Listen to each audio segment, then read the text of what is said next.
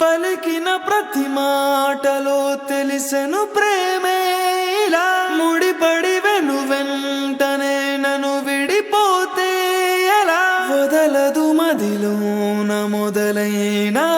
వేదన మరణములోనైన లేదేమో ఈ యాతన దొరికిన వరమన్నది నా సొంతం కాదని తెలిసి మనసున ఉరిమినదే ఆ మేఘం కనులలో తడిసి ఎదసడి అడిగనే నిలవవే